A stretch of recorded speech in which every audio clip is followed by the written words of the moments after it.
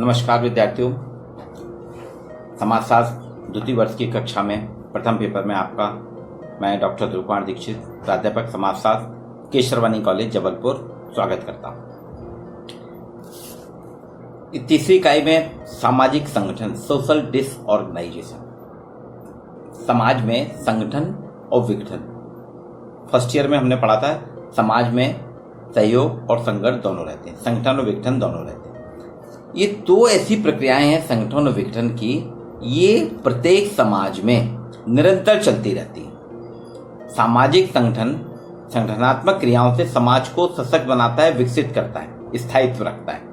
वहीं सामाजिक विघटन कुछ क्रियाएं ऐसी हैं व्यक्ति के द्वारा अंतः क्रियाएं, जिससे जो समाज में विघटन होता है वो उससे समाज अशक्त होता है, कमजोर होता है। सामाजिक विघटन जो है एक सापेक्ष धारणा है, एक सापेक्ष धारणा है, क्योंकि कोई भी समाज में अंतः क्रियाओं का व्यवस्थित क्रम लंबे समय नहीं चलता, वो टूट जाता है।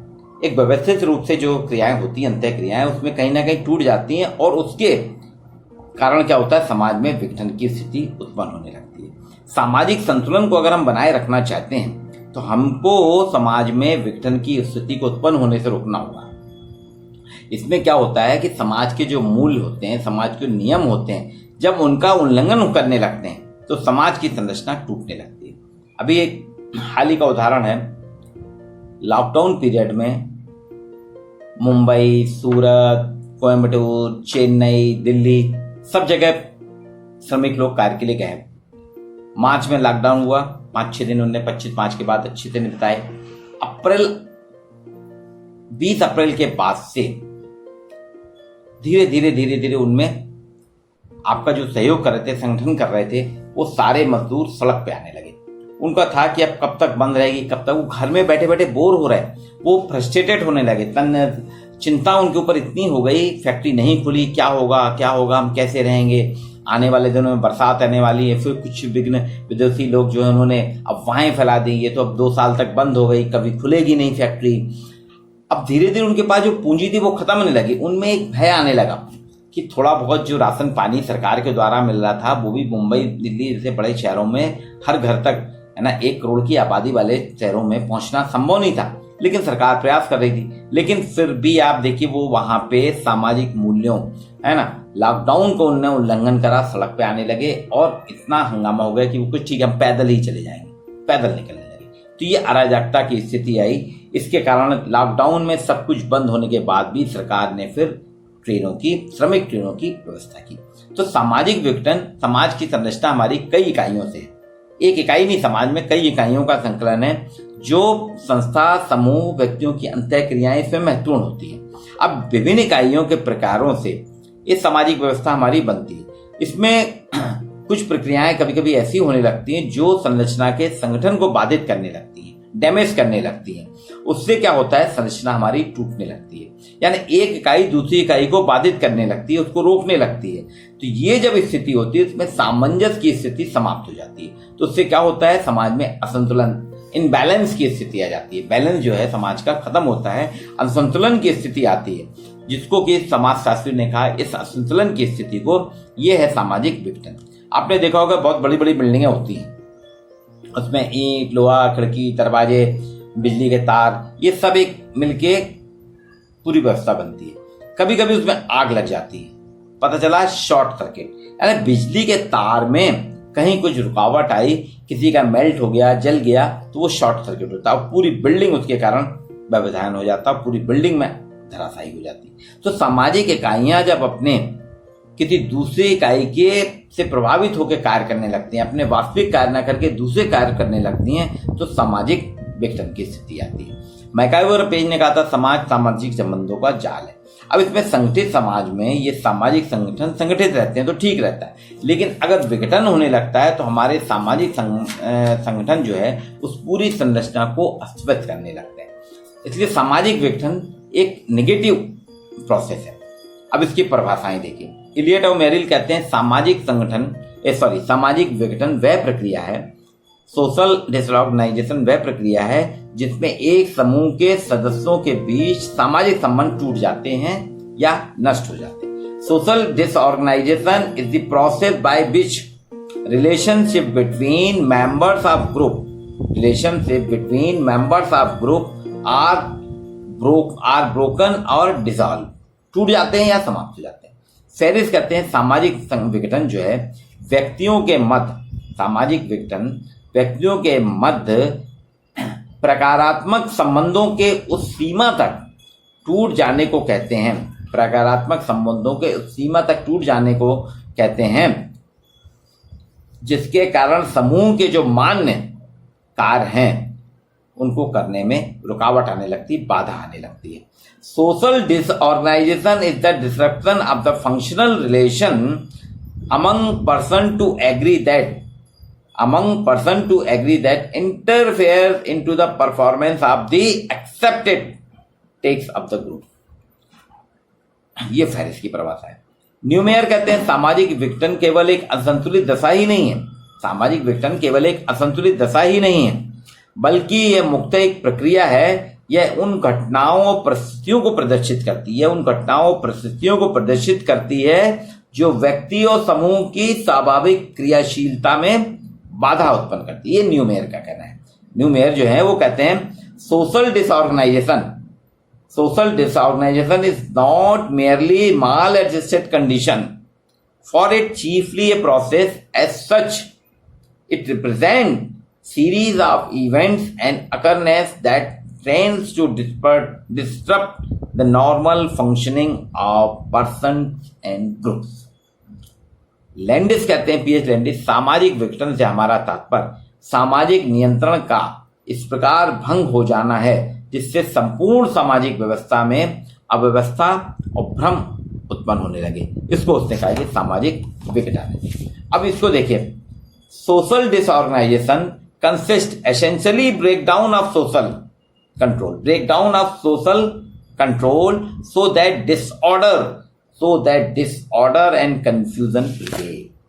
अब इसकी लक्षण क्या होंगे सामाजिक विघटन के? देखिए, संस्थाओं और रूढ़ियों में संघर्ष, मतलब इसकी विशेषताएं, जब सामाजिक संगठन की संस्थाएं और उनसे संबंधित रूढ़ियों के बीच में तालमेल नहीं रहता, तालमेल टूट जाता है, कोऑर्डिनेशन टूट जाता है, तो वो विघटन की स्थिति, जैसे विवाह, परिवार, अस्पृश्यता, इसमें जो परिवर्तन हो रहे हैं इससे हमारी जो संबंधित रूढ़ियां उनके बीच में कोऑर्डिनेशन टूट रहा है, तो देखिए समाज में संघर्ष बनने लगेगा। एक समूह से दूसरे समूह के कार्यों का हस्तांतरण, जब transfer of function from one group to another, एक ग्रुप से दूसरे समूह को जब हम ट्रांसफर करते हैं, है ना, समूह के कार्य हम एक समूह से दूसरे समूह में स्थानांतरित करते हैं, तो उनके बीच में तनाव की स्थिति हो जाती है, तो सामाजिक विघटन का लक्षण होने लगता है। जैसे आपने देखा होगा परिवार के बहुत से कार्य हमने, बच्चों का पालन पोषण, शिक्षण, ये कई संस्थाओं ने छीन लिया, मैं कहूँगा कि उन्हें ले लिया। तो आप देखिए आज परिवार में असंतुलन की स्थिति आ रही है।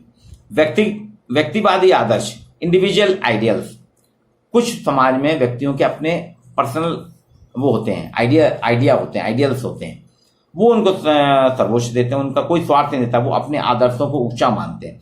जब वो समूह उनके उद्देश्यों की पूर्ति संभव नहीं हो पाती तो वहां सामाजिक विघटन की स्थिति निर्मित होने लगती। एक मत का अभाव, लैक ऑफ कंसेंसस, समाज में अगर सदस्यों में एक मतता नहीं होगी, सब एक दूसरे के साथ सहयोगी नहीं होंगे, उनमें भिन्नताएं होंगी, तो विघटन अपने आप होगा, विरोध होने लगता है, संघर्ष होता है।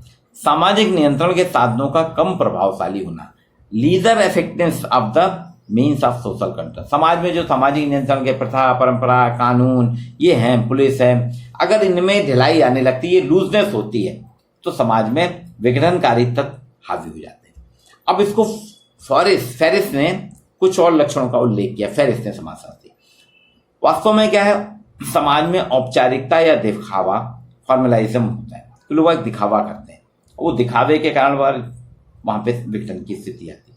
पवित्र विचारों का ह्रास, the decline of shared elements, जो पवित्र विचार है हमारे, उनमें गिरावट आने लगती है। स्वार्थ और रुचि में व्यक्तिगत, हम अपने स्वार्थ को प्राथमिकता देने लगे, अपनी रुचि को प्राथमिकता देने लगे, अपना इंटरेस्ट ज्यादा बताएं, इंडिविजुअल इंटरेस्ट बढ़ने लगे, तो यहाँ पे विघटन की स्थिति आएगी। व्यक्तिगत स्वतंत्रता, इंडिविजुअल जो है फ्रीडम और अधिकारों पे हम बल देने लगे, हमको आजादी चाहिए, हम ये करें, हम आपके नियम नहीं मानते। सुखवादी व्यवहार, हेडोनिस्टिक बिहेवियर, हमको सिर्फ आराम मिले, बाकी को कितना ही पड़ा है उससे हमको तो आराम मिलना चाहिए। मेरे को आराम मिल गया, आपको नहीं मिल रहा, मुझे कोई मिला नहीं, ये कराता है। जनसंख्या की विविधता, विविध प्रकार की जनसंख्या के इकट्ठे होने से समाज में विघटन आता है। पारस्परिक अविश्वास, म्यूचुअल डिस्ट्रस्ट, पारस्परिक अविश्वास, पिता बेटे पे विश्वास नहीं कर रहा, भाई भाई पे नहीं कर रहा, ये संघर्ष की स्थिति है। अशांति के तत्व, समाज में कुछ अशांति के तत्व, सब कोई अपने में संतुष्ट ना हो, तो वहां पे विघटन। अब सामाजिक विघटन और सामाजिक संगठन, इन दोनों को अपन देखें, इसमें अंतर क्या है। सामाजिक संगठन में क्या होता है, एक मत होती है, एक मतता होती है। सामाजिक विघटन में मतों की अनेकता, मेरा मत अलग, इनका अलग, आपका अलग। सामाजिक संगठन में जनसंख्या में एक रस्ता होती है, यूनिटी होती है। यहाँ विविधता होती है, डाइवर्सिटी, अलग अलग प्रकार की जनसंख्या। परस्पर विश्वास होता है सामाजिक संगठन में, इसमें परस्पर विश्वास नहीं, परस्पर अविश्वास होता है। सामाजिक संगठन में म्यूचुअल बिलीव होते हैं और वहां म्यूचुअल अनबिलीव होते हैं। हित और रुचियों में सामाजिक समानता होती है, यहाँ व्यक्तिगत हित और रुचि होती है, वहां सामाजिकता के। समझदारी का संगठन में जब होता है समझदारी का व्यवहार, यहाँ सुखवादी, मेरे को सुख मिले आपको नहीं। कर्तव्यों पर बल देता है सामाजिक संगठन, एक अधिकारों पे। पवित्र तत्वों की रक्षा होती है, यहाँ पवित्र तत्वों का पतन होता है। शांति और सुख की बात करता है, यह अशांति और दुख की बात करता है। स्थिति और कार्यों की स्पष्टता, यहाँ स्थिति और कार्यों के बीच में विरोध होता है। संस्थाओं का कोऑर्डिनेशन होता है, इंस्टीट्यूशन का, समाज की विभिन्न संस्थाओं का आपस में कोऑर्डिनेशन रहता है, समन्वय रहता है। यहाँ संस्थाएं ही आपस में संघर्ष करने लगती है। सामाजिक संगठन में सामाजिक नियमों का सम्मान करता है हर कोई व्यक्ति, यहाँ सामाजिक नियमों की उपेक्षा करते हैं। समाज के अलग अलग अंगों में कोऑर्डिनेशन होता है, समन, यहाँ समाज के अलग अलग अंगों में विरोध होता है। इसलिए अकबर ने वहां सामाजिक परिवर्तन के आधार पर कहा, सामाजिक विघटन को सामाजिक परिवर्तन के आधार पर बताता है कि समाज में सामाजिक परिवर्तन एक गतिशील प्रक्रिया है, जिसके आधार पर विभिन्न रूढ़ियां, संस्थाएं, समितियां बराबर बदलती रहती हैं। तब पुरानी पीढ़ी और नई पीढ़ी के बीच में आपस में संघर्ष होने लगता है। तो वो इससे कहता है सामाजिक परिवर्तन के कारण लोगों की रुचि बदलती है, प्रवृत्तियां बदलती हैं, जिससे समाज में लोगों के दृष्टिकोण बदलने लगते हैं, तो वहां पे विघटन की स्थिति उत्पन्न होती है। तो इलियट और मेरिल ने सामाजिक कहा है कि सामाजिक संगठन के कारण है, जब समाज में संकट आते हैं तो सामाजिक विघटन की स्थिति निर्मित होती है। उसने कहा सामाजिक संकट जो है वो सामाजिक विघटन का महत्वपूर्ण कारक है, और आज देखिए बिल्कुल सिद्ध हो रहा है। इलियट और मेरिल ने जो कहा था ना, पैंडेमिक कोरोना के कारण सामाजिक संगठन हुआ, तो देखिए इसमें अलग अलग प्रकार से विघटन की स्थिति। प्रवासी श्रमिक कभी भी इस तरीके से अपने घर से नहीं जाते थे, लेकिन वो सामाजिक संकट की स्थिति के कारण वो सड़क पे आ गए कि 1000 किलोमीटर पैदल चलने को तैयार। प्रवासी श्रमिक जो जहां रहते थे वो कभी विघटनात्मक क्रियाओं में शामिल नहीं थे। अभी यहाँ क्या, एक ट्रेन आ रही थी जबलपुर में, रेलवे स्टेशन में जो स्टॉल था उसको तोड़ लिया। झांसी स्टेशन में जो रेलवे ने उनके लिए चिप्स के पैकेट, नमकीन के पैकेट रखे थे, वो लूट लिए।